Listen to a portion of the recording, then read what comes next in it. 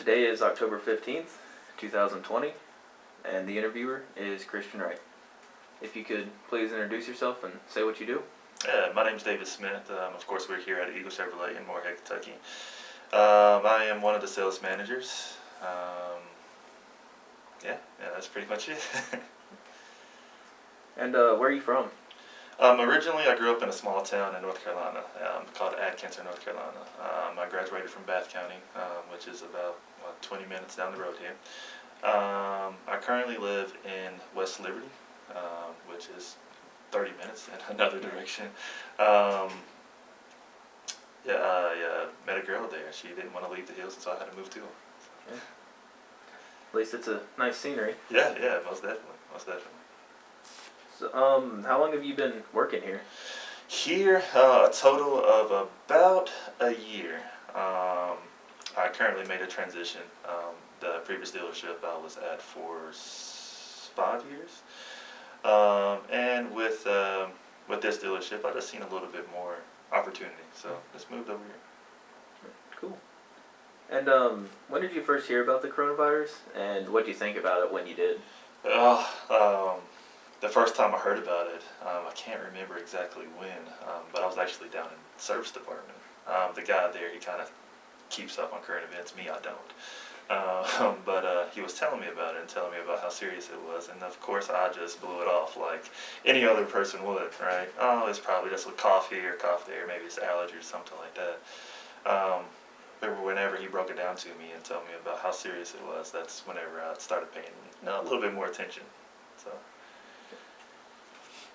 And then, things kind of got real weird in March, and at least at the university. We left campus early and we all went online to finish the semester. How did life kind of go for y'all here? Yeah, well, I remember that. Of course, we were here, and it wasn't impacting us as much. The sickness wasn't impacting us as much. So, but the sales portion, of course, it was really slow here. So about, I'm going to say almost a week, maybe a week and a half after you all left, we actually left.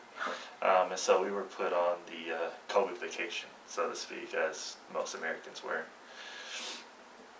And did y'all have to take unemployment for that, or you guys kept your salary? Yeah, no. We were definitely placed on unemployment for that. Not here nor there, but yeah. How did, if you don't mind me asking, how did navigating that maze go? Because I know a lot of people had some pretty decent issues with it. Yeah, I can only speak on my experience. Of course, I know people that know people, and the whole transition from salary to unemployment went very smooth for me. From what I hear, though, people do struggle with it, and even till now, people are still laid off, and they haven't been collecting anything. Makes it tough, makes it really tough, especially for those who can't come back and probably won't go back to work. So. And when you guys came back, kind of how was life then? Different, like extremely different. We were very, very, very, very cautious. Right. Of course, all of us here have families. All of us here also come in contact with countless amount of people per day, conversations. The weirdest thing for me is the handshake. As you and I, whenever we introduce each other, it was the elbow instead of a regular handshake. And so, in the car industry, a handshake means a lot. Mm-hmm. And of course, we can't do that anymore. And now us. You and I talking here, we may be 10 foot apart. We're still wearing masks. We're still doing that, and customers don't really like that too much. They understand. They want to protect themselves and the family as well, but they want to see your expression. They want to see how happy you are to help them and things like that. But overall, within a dealership, it was just a completely different lifestyle. We've always been clean. We've always been well pressed and stuff like that, but we took the cleanliness to a whole different level. So I think it's every few hours we sanitize all the door handles. The lady that you've seen in the sitting in the middle there, she's always up, wiping stuff down. coming in, wiping the phones down.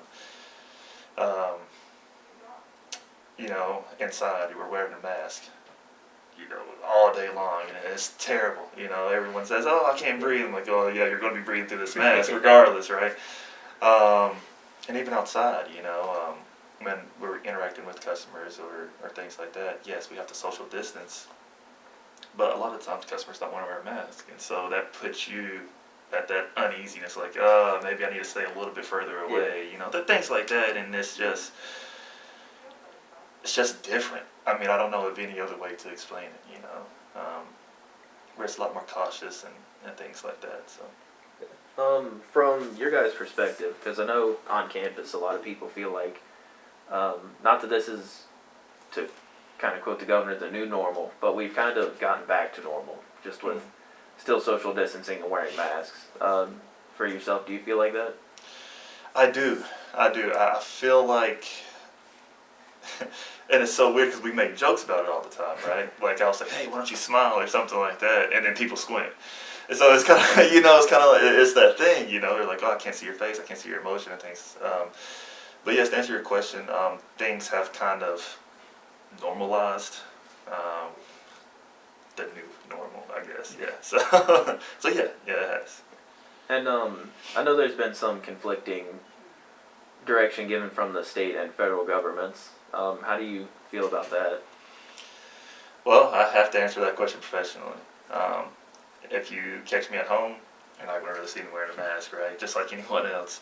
But with me, I say take everything serious, because you can always overdo it, but if you underdo it, then you got to suffer the consequences of that, right?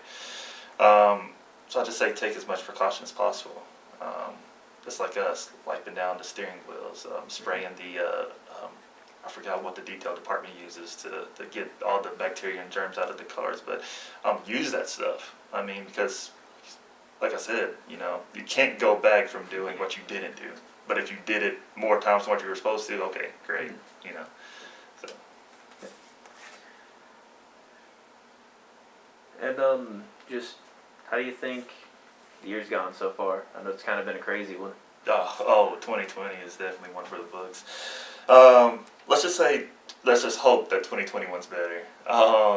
But so far, you know, it's good.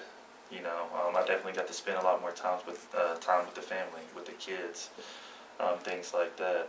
With their schooling, it's that's a whole different subject. Yeah.